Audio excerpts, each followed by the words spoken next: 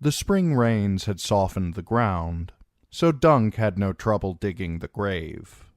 He chose a spot on the western slope of a low hill, for the old man had always loved to watch the sunset. "Another day done," he would sigh. "And who knows what the morrow will bring us, eh, Dunk?" Well, one morning had brought rains that soaked them to the bones, and the one after that had brought wet, gusty winds, and the next a chill. By the fourth day the old man was too weak to ride, and now he was gone. Only a few days past he had been singing as they rode, the old song about going to Gulltown to see a fair maid, but instead of Gulltown he'd sung of Ashford. Off to Ashford to see the fair maid, hey-ho, hey-ho, hey-ho.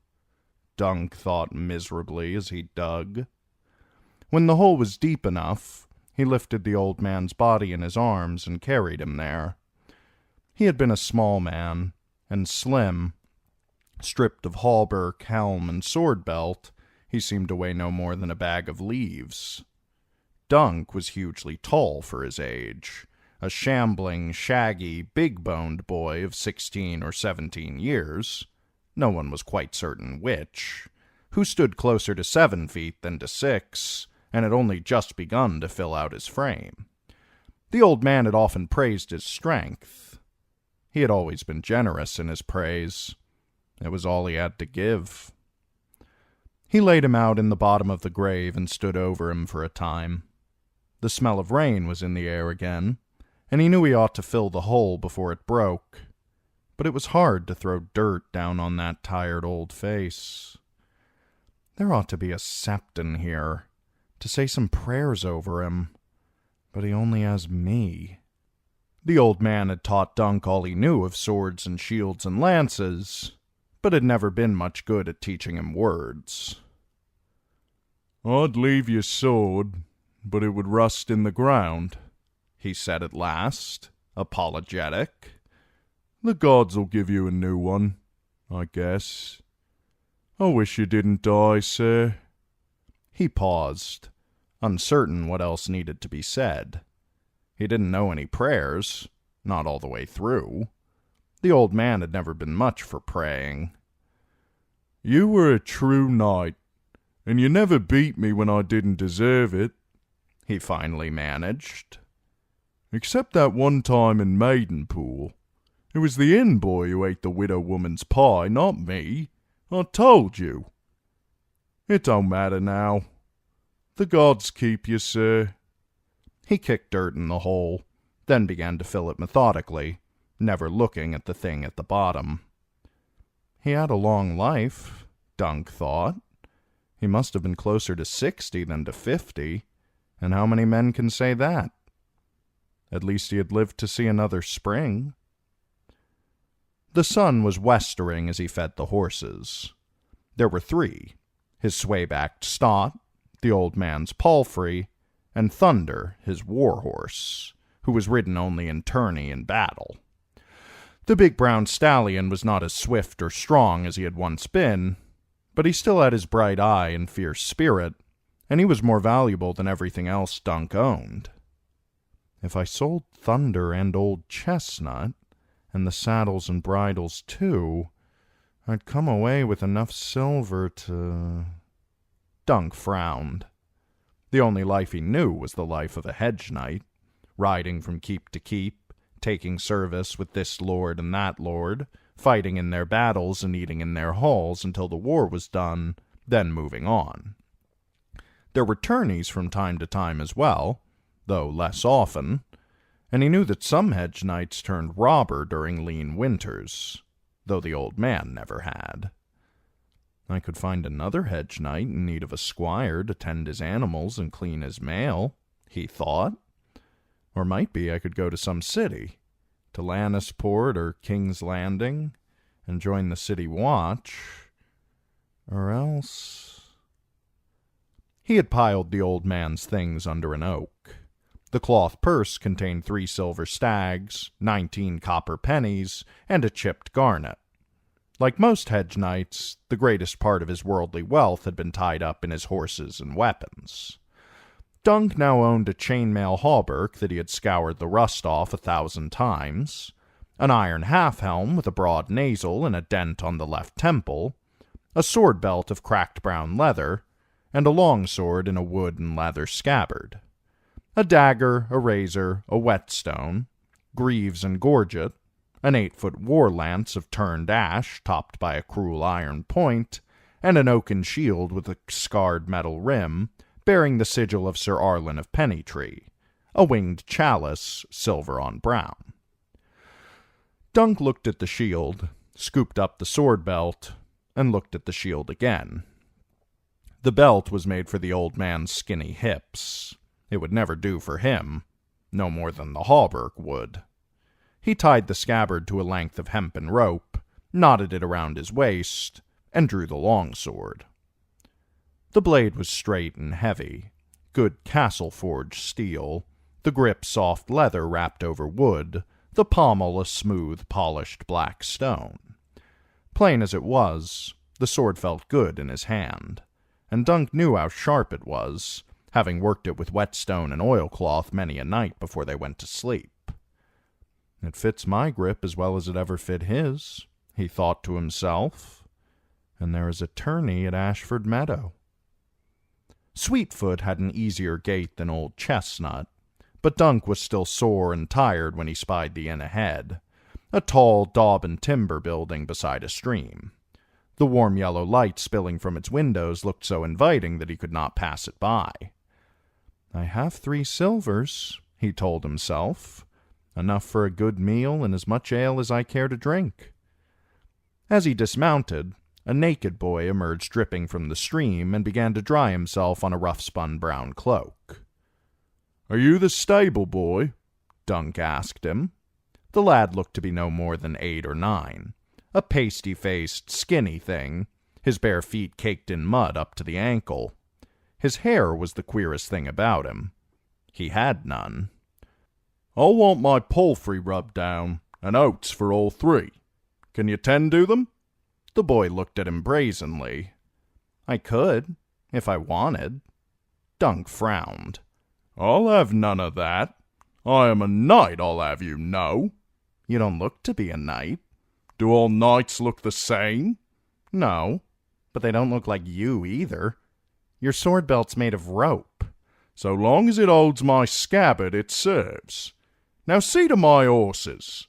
You'll get a copper if you do well, and a clout in the ear if you don't." He did not wait to see how the stable boy took that, but turned away and shouldered through the door. At this hour, he would have expected the inn to be crowded, but the common room was almost empty. A young lordling in a fine damask mantle was passed out at one table, snoring softly into a pool of spilled wine. Otherwise, there was no one. Dunk looked around uncertainly until a stout, short, whey-faced woman emerged from the kitchens and said, "Sit where you like. Is it ale you want, or food?" "Both." Dunk took a chair by the window, well away from the sleeping man. "There's good lamb, roasted with a crust of herbs, and some ducks my son shot down. Which will you have?" He had not eaten at an inn in half a year or more. "Both." The woman laughed. "Well, you're big enough for it." She drew a tankard of ale and brought it to his table. "Will you be wanting a room for the night as well?" "No." Dunk would have liked nothing more than a soft straw mattress and a roof above his head, but he needed to be careful with his coin. The ground would serve. "Some food, some ale, and it's on to Ashford for me. How much farther is it?" "A day's ride. Bear north where the road forks at the burned mill. Is my boy seeing to your horses, or has he run off again?" "No, he's there," said Dunk. "You seem to have no custom." "Half the town's gone to see the tourney. My own would as well, if I allowed it.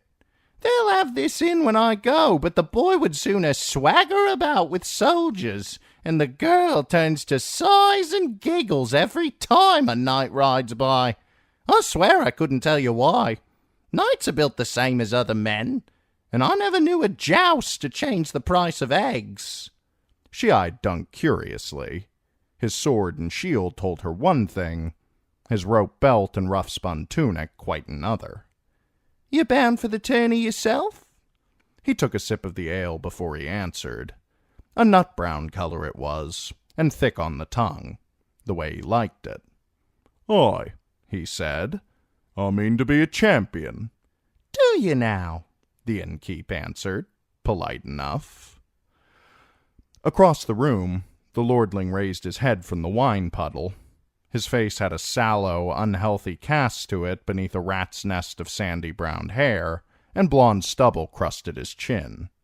He rubbed his mouth, blinked at Dunk, and said, "I dreamed of you." His hand trembled as he pointed a finger. "You stay away from me, do you hear? You stay well away." Dunk stared at him uncertainly. "My lord?" The innkeep leaned close. "Never you mind that one, sir. All he does is drink and talk about his dreams. I'll see about that food." She bustled off. "Food?" The lordling made the word an obscenity. He struggled to his feet, one hand on the table to keep himself from falling. "I'm going to be sick," he announced. The front of his tunic was crusty red with old wine stains. "I wanted a whore, but there's none to be found here. All gone to Ashford Meadow. Gods be good, I need some wine." He lurched unsteadily from the common room, and Dunk heard him climbing steps, singing under his breath. A sad creature, thought Dunk. But why did he think he knew me? He pondered that a moment over his ale. The lamb was as good as any he had ever eaten, and the duck was even better, cooked with cherries and lemons and not near as greasy as most. The innkeep brought buttered peas as well, and oaten bread still hot from her oven. "This is what it means to be a knight," he told himself as he sucked the last bit of meat off the bone. "Good food, and ale whenever I want it, and no one to clout me in the head." He had a second tankard of ale with his meal, a third to wash it down, and a fourth because there was no one to tell him he couldn't, and when he was done he paid the woman with the silver stag and still got back a fistful of coppers. It was full dark by the time Dunk emerged.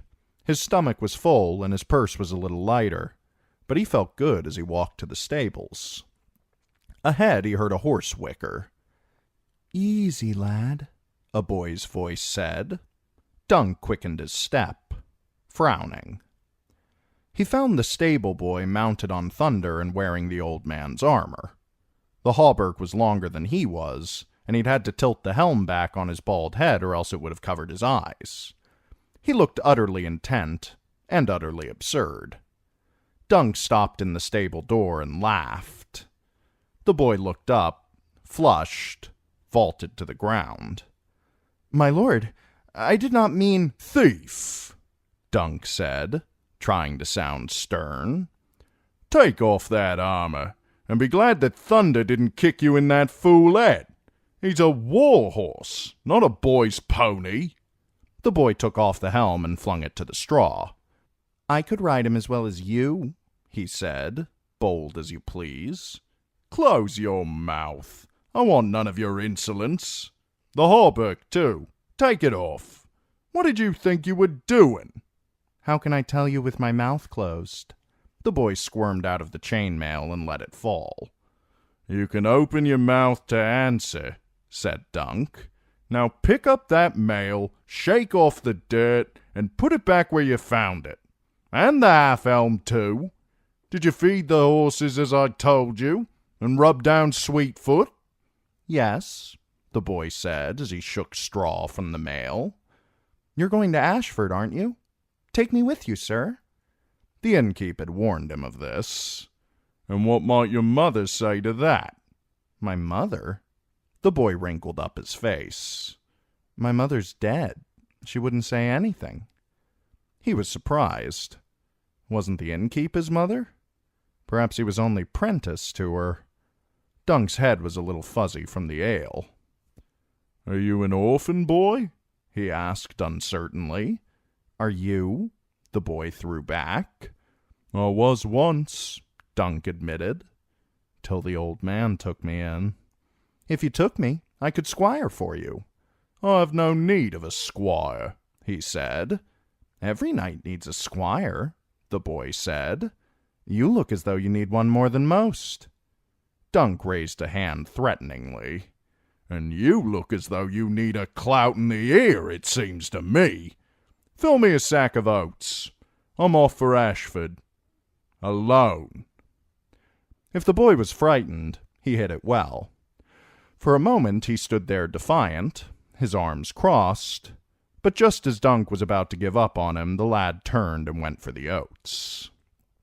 Dunk was relieved. "A pity I couldn't. But he has a good life here at the inn. A better one than he'd have squiring for a hedge knight. Taking him would be no kindness." He could still feel the lad's disappointment, though. As he mounted Sweetfoot and took up Thunder's lead, Dunk decided that a copper penny might cheer him. "Here, lad, for your help." He flipped the coin down at him with a smile, but the stable boy made no attempt to catch it. It fell in the dirt between his bare feet, and there he let it lie. "He'll scoop it up as soon as I am gone," Dunk told himself. He turned the palfrey and rode from the inn, leading the other two horses. The trees were bright with moonlight, and the sky was cloudless and speckled with stars.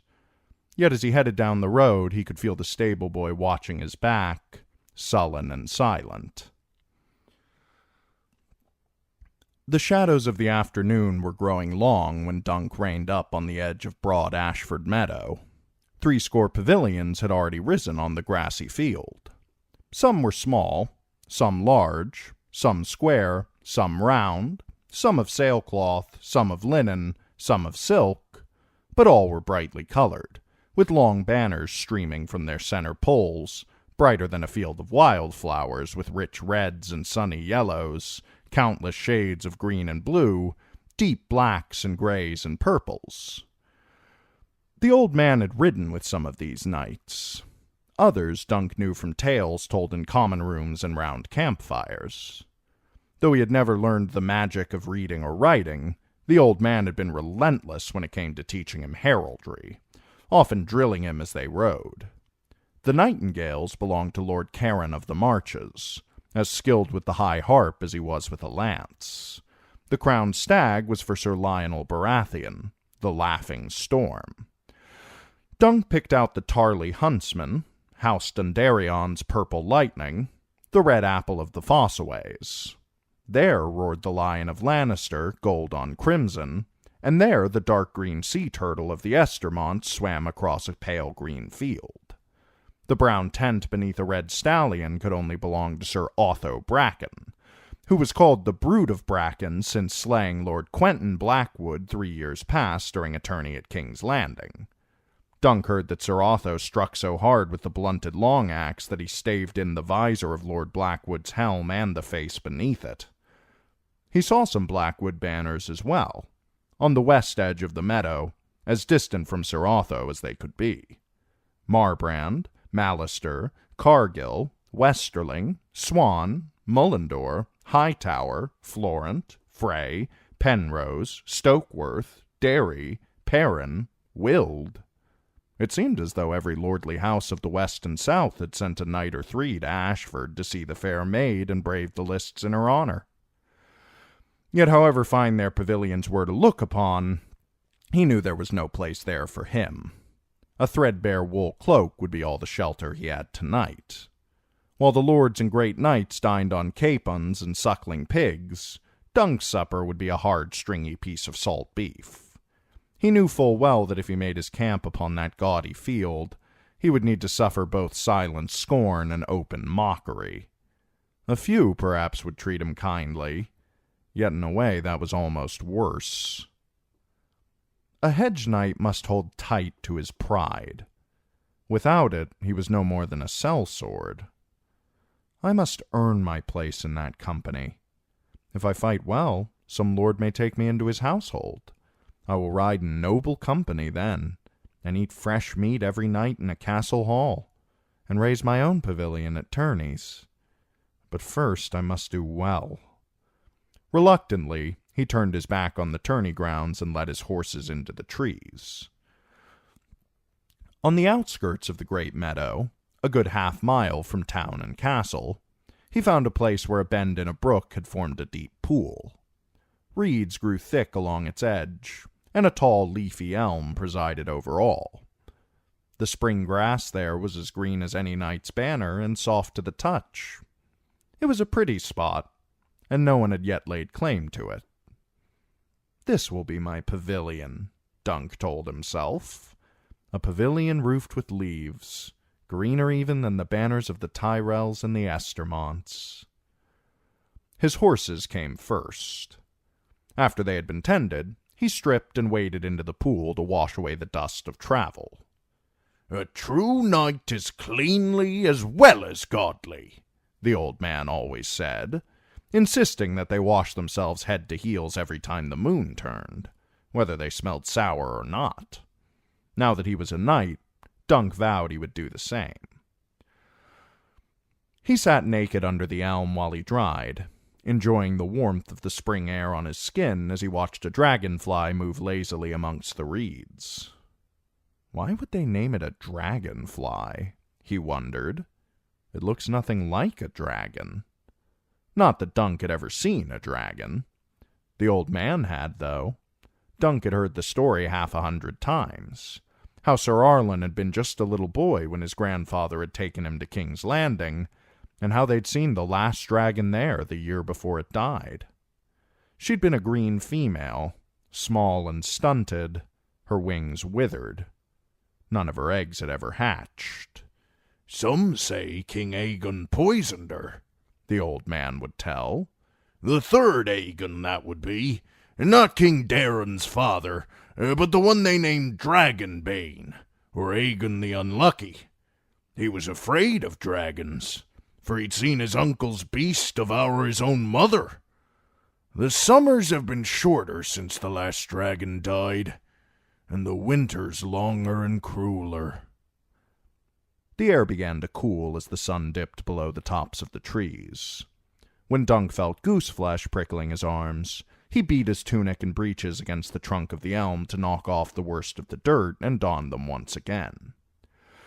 On the morrow he could seek out the master of the games and enroll his name, but he had other matters he ought to look into tonight if he hoped to challenge. He did not need to study his reflection in the water to know that he did not look much a knight, so he slung Sir Arlen's shield across his back to display the sigil. Hobbling the horses, Dunk left them to crop the thick green grass beneath the elm as he set out on foot for the tourney grounds. In normal times, the meadow served as a commons for the folk of Ashford Town across the river, but now it was transformed. A second town had sprung up overnight, a town of silk instead of stone, larger and fairer than its elder sister.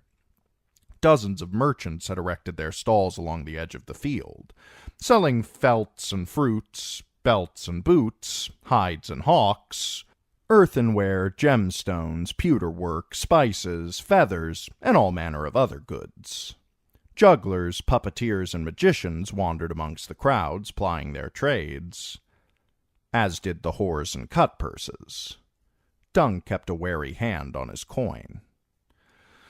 When he caught the smell of sausages sizzling over a smoky fire, his mouth began to water. He bought one with a copper from his pouch and a horn of ale to wash it down. As he ate, he watched a painted wooden knight battle a painted wooden dragon.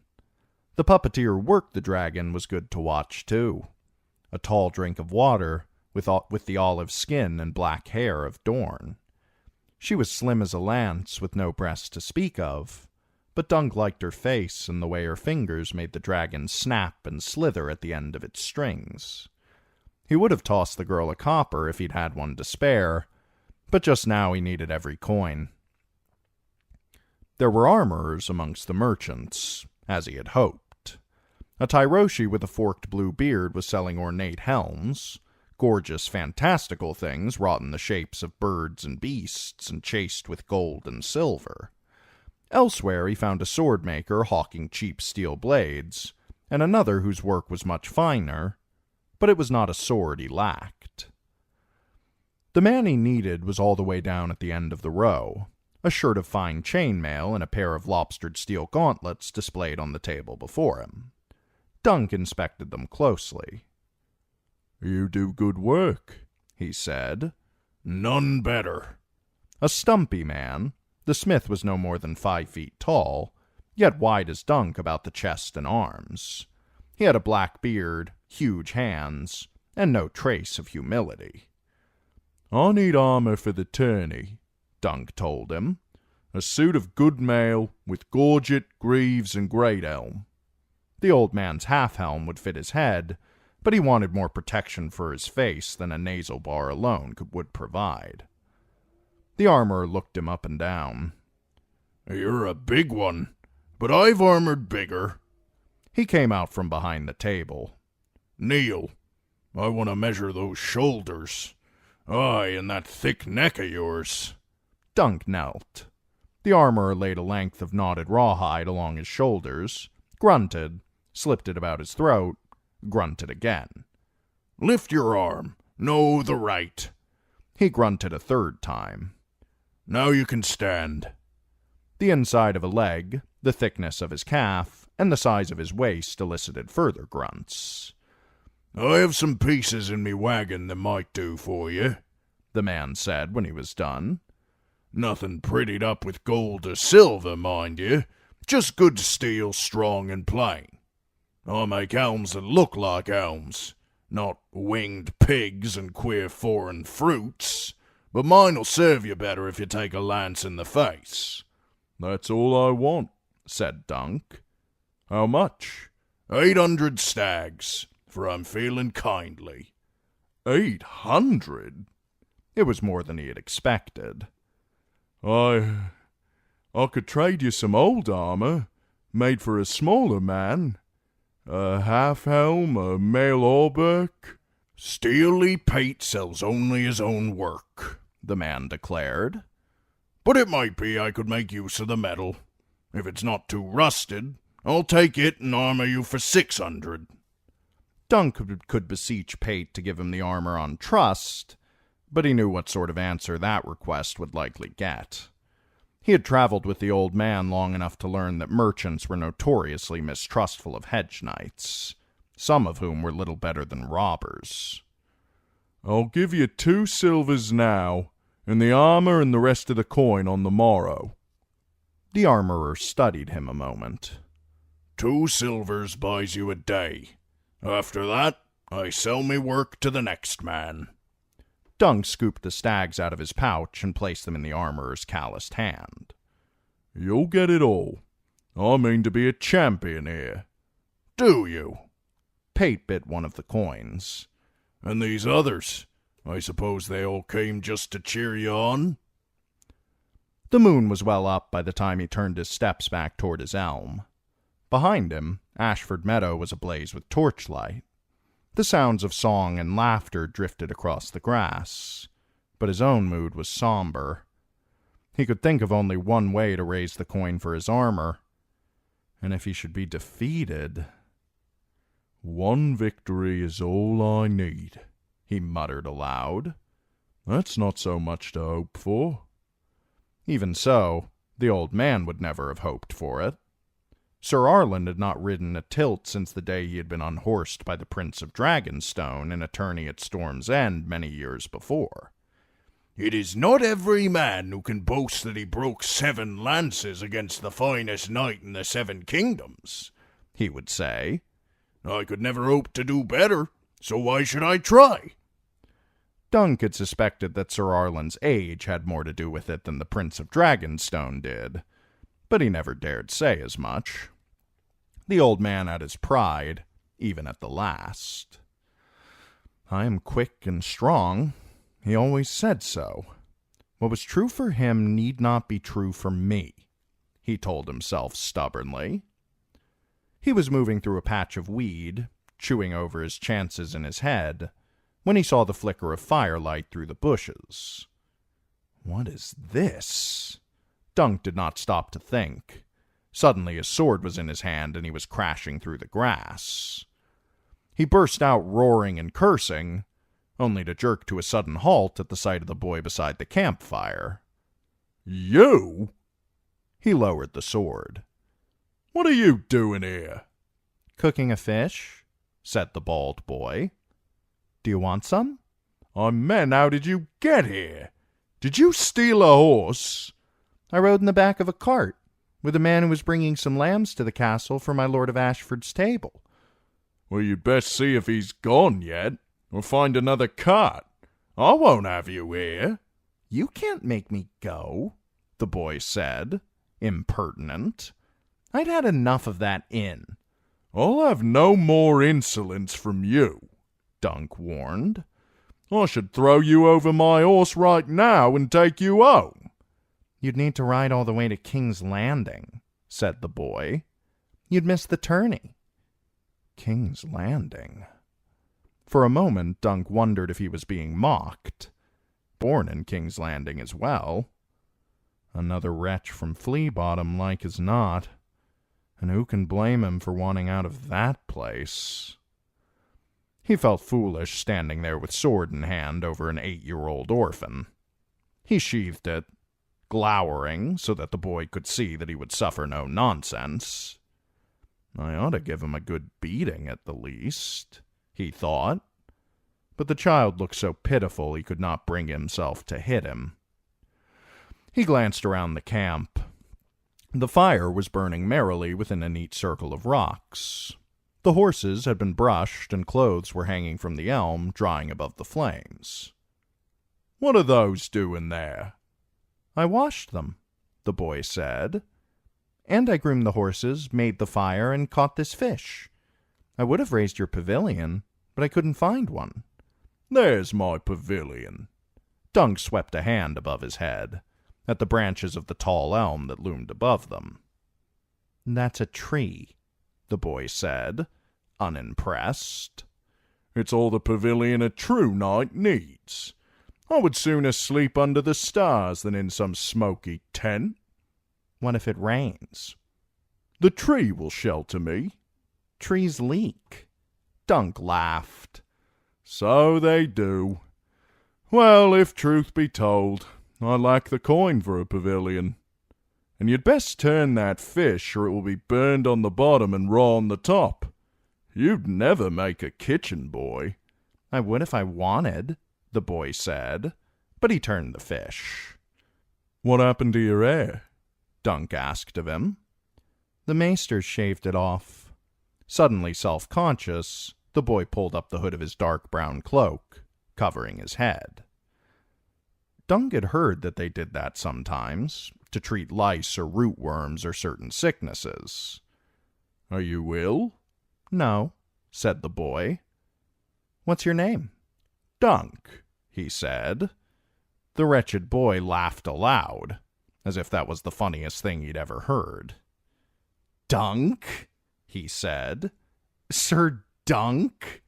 That's no name for a knight. Is it short for Duncan? Was it? The old man had called him just Dunk for as long as he could recall, and he did not remember much of his life before. Duncan, yes, he said. Sir Duncan of... Dunk had no other name, nor any house. Sir Arlen had found him living wild in the stews and alleys of Flea Bottom. He had never known his father or mother. What was he to say? Sir Duncan of Flea Bottom did not sound very knightly. He could take Pennytree, but what if they asked him where it was? Dunk had never been to Pennytree, nor had the old man talked much about it.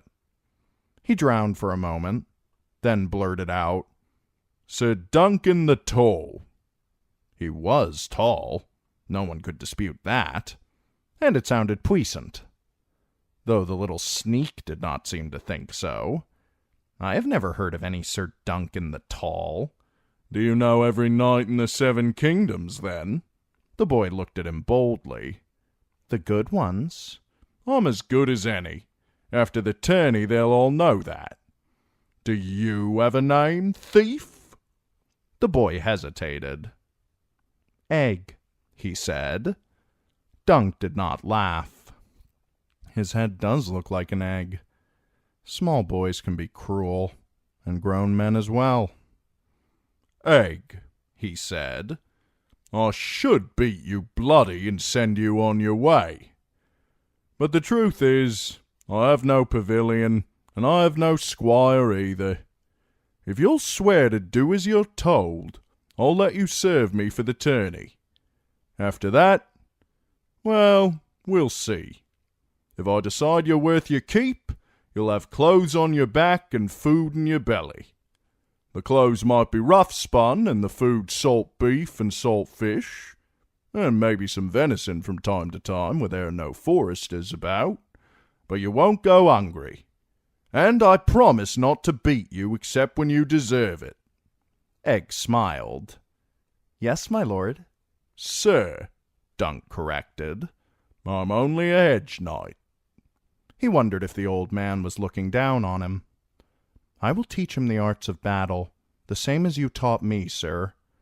He seems a likely lad. Might be one day he'll make a knight." The fish was still a little raw on the inside when they ate it, and the boy had not removed all the bones, but it still tasted a world better than hard salt beef. Egg soon fell asleep beside the dying fire. Dunk lay on his back nearby, his big hands behind his head, gazing up at the night sky. He could hear distant music from the tourney grounds half a mile away. The stars were everywhere, thousands and thousands of them. One fell as he was watching, a bright green streak that flashed across the black, then was gone. "A falling star brings luck to him who sees it," Dunk thought. "But the rest of them are all in their pavilions by now, staring up at silk instead of sky. So the luck is mine alone."